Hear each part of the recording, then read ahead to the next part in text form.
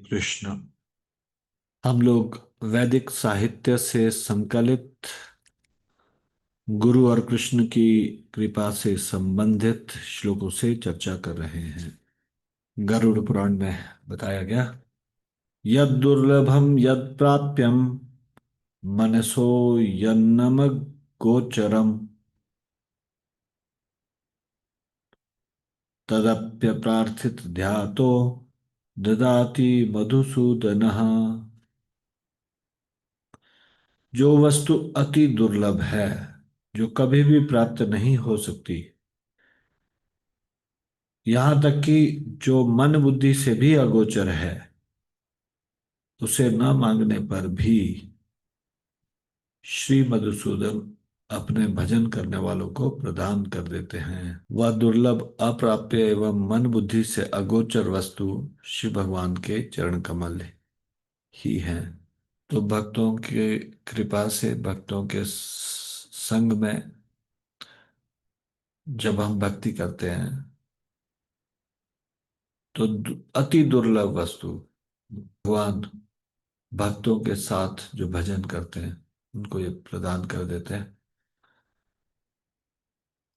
भगवद गीता 11वां अध्याय 8वां श्लोक।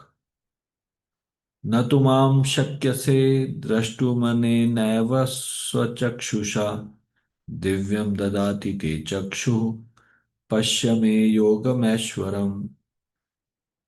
तुम मुझे अपनी इन आंखों से नहीं देख सकते, अतः मैं तुम्हें दिव्य आंखें दे रहा हूं। अब तुम मेरे योग ऐश्वर्य को देखो। तो कृष्ण कृपा करते हैं, और कृष्ण की कृपा से हम कृष्ण को जान सकते हैं या कृष्ण को देख सकते हैं, यदि हम भक्तों के संरक्षण में रहकर भक्ति के अनुशीलन में लगे रहें। और फिर अर्जुन ने भगवान के शरीर में सभी देवी देवताओं को, ब्रह्मा जी को, शिव जी तक को भी देखा।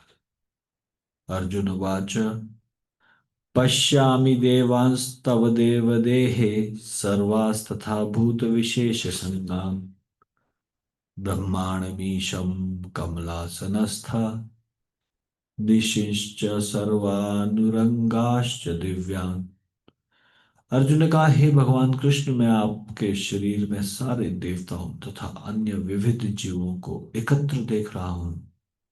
मैं कमल पर आसीन ब्रह्मा, शिव जी तथा समस्त ऋषियों एवं दिव्य सर्पों को देख रहा हूं। तो भगवान की कृपा से ही भगवान को जाना जा सकता है। और भगवान कृपा किसके ऊपर करता है? जो ज्यादा बुद्धिमान हो या ज्यादा विद्वान हो? नहीं, भगवान कृपा करते हैं उस व्यक्ति के ऊपर जिसने शरण लेना सीख लिया है। शरण, किसकी शरण? भगवान की शरण। भगवान की शरण वैष्णवों के माध्यम से, गुरु के माध्यम से, और भगवान की कृपा से कोई शुकर कुकर क्यों ना हो, गधा, शुकर, कुकर, निम्न योनि के प्राणी भी भगवान की कृपा से तर सकते हैं। हरि भक्ति विलास में बताया गया है किस प्रकार से एक श्वान भी सुखपूर्वक भवसागर से पार हो जाता है। चैतन्य महाप्रभु की इस अचिंत्य कृपा का उल्लेख किया गया है। तम श्रीमत् कृष्ण चैतन्य देवम वंदे जगत गुरुम यस्यानुकंपया श्वापि महाब्धिम संतरेत सुखम। जिनकी कृपा से श्वान अर्थात कुत्ता भी सुखपूर्वक भव सागर से पार हो जाता है, उन जगत गुरु श्री कृष्ण चैतन्य देव की मैं वंदना करता हूँ। कोई ऐसी घटना आपको स्मरण आ रही है जिसमें चैतन्य महाप्रभु की कृपा से श्वान भाव सागर से तर गया? यदि आ रही है तो अनम्यूट करके बोलिए। कोई ऐसी घटना याद आ रही है आपको? कृष्ण प्रभु जी, शिवानंद सेन के साथ जो यात्रा में अन्य डिवोटीज के साथ एक कुकर गया था वो। शिवानंद सेन के साथ कौन सी यात्रा में? जगन्नाथपुरी धाम के लिए जो निकले थे चतुर्मास के लिए प्रभु जी। ठीक है। तो शिवानंद सेन भगवान के भक्त हैं, और वो हर साल रथ यात्रा के लिए और भी कुछ समय जगन्नाथपुरी में बिताते थे। पूरा का पूरा भक्तों को की टोली लेके आते थे। और जब वो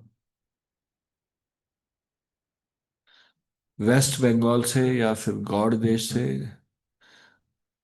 जगन्नाथपुरी के लिए जा रहे थे, तो एक श्वान ने, एक कुत्ते ने उनकी शरण ले ली। शरण ले ली मतलब जो वो ग्रुप था उनके साथ साथ चलना शुरू कर दिया।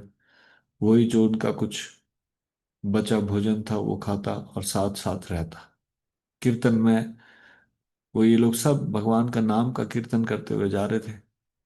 वो कुत्ता भी इन्हीं के पूरे ग्रुप के साथ जा रहे थे। और फिर एक बार ऐसा हुआ कि बीच में एक नदी पड़ी।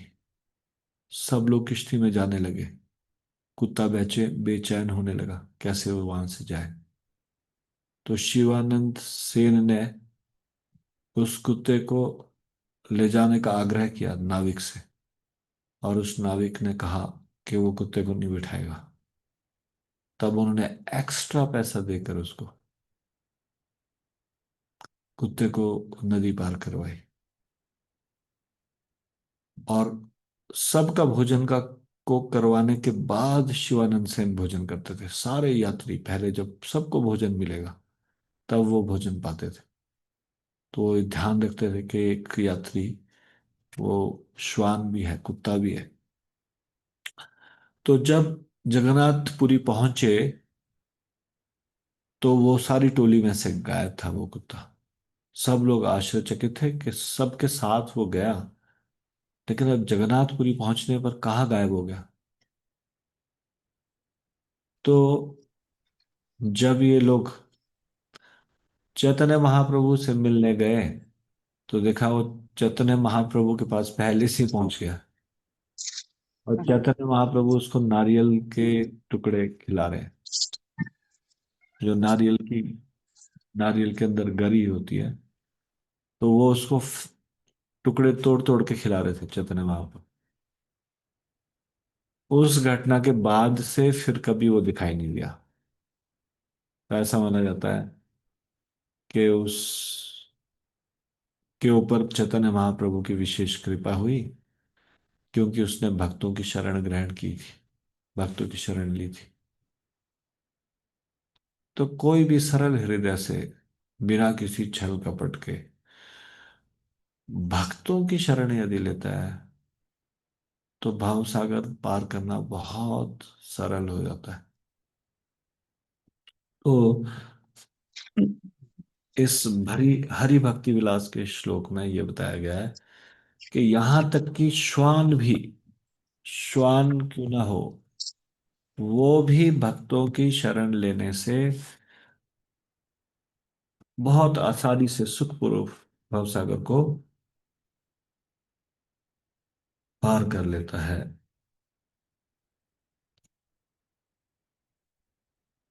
अब एक अंतिम ये दो श्लोक इस अध्याय के, ये पुरुषार्थ से ही संबंधित है जिसके विषय में हमने कल चर्चा की थी। महाभारत अनुशासन पर्व, छठवां अध्याय, श्लोक संख्या 7 और 8, ब्रह्मा जी और वशिष्ठ ऋषि का संवाद। यथा बीजम विना क्षेत्रम मुक्तम भवति निष्फलम, तथा पुरुषकारेण विना दैवं न सिद्ध्यति। क्षेत्रं पुरुषकारस्तु दैवं बीजम् उदाहृतम्। क्षेत्र बीज समायोगात् तथा सस्यं समृद्ध्यते। तो कल भी इस प्रकार से बताया गया था कि बिना पुरुषार्थ के अभिलाषित पदार्थ की प्राप्ति नहीं हो सकती। पुरुषार्थ युक्त दैव ही सफल होता है। ये हमने कल पढ़ा था मत्स्य पुराण से, जिसमें भगवान मत्स्य मनु महाराज को ये उपदेश दे रहे हैं। तो यहाँ पे ब्रह्मा जी वशिष्ठ जी को सेम वही बात कह रहे हैं। वो बोल रहे हैं जैसे बीज खेत में बोए बिना फल नहीं दे सकता, उसी प्रकार दैव प्रारब्ध भी पुरुषार्थ के बिना नहीं सिद्ध होता। पुरुषार्थ खेत है और दैव को बीज बताया गया है। खेत और बीज के संयोग से ही अनाज पैदा होता है। और इसी में आगे 22वें श्लोक में ब्रह्मा जी फिर से बोलते हैं, महाभारत के अनुशासन पर्व के 6ठे अध्याय में, कृतः पुरुषाकारस्तु दैवमेवानुवर्तते, न दैवं कृते किंचित कस्यचित् दातुमर्हति। क्या हुआ, पुरुषार्थ ही दैव का अनुसरण करता है, परंतु पुरुषार्थ न करने पर दैव किसी को कुछ नहीं दे सकता। Even if you deserve your devotional service, अगर आप शुद्ध भक्ति प्राप्त करने के अधिकारी भी हैं, लेकिन पुरुषार्थ नहीं कर रहे, एफर्ट नहीं लगा रहे, प्रयास नहीं कर रहे, तो फिर प्रारब्ध या दैव भी कुछ प्रदान नहीं करता, भाग्य भी कोई प्रदान नहीं करता। भाग्य कार्य करता है तब जब पुरुषार्थ और भाग्य ये दोनों का मेल जब होगा, तब सफलता प्राप्त होगी। तो यही चीजें पिछले कल भी डिटेल में डिस्कस हुई थी। तो ये अध्याय यहाँ पे समाप्त हुआ। तो आज हम इसको यहीं पे ही विराम देंगे। कल से नए विषय पर चर्चा करेंगे। श्री हरिनाम संकीर्तन की जय, श्री राम प्रभु की जय, शिल प्रभुपाद की जय, निताई गौर प्रेमानंदे, हरि हरि बोल।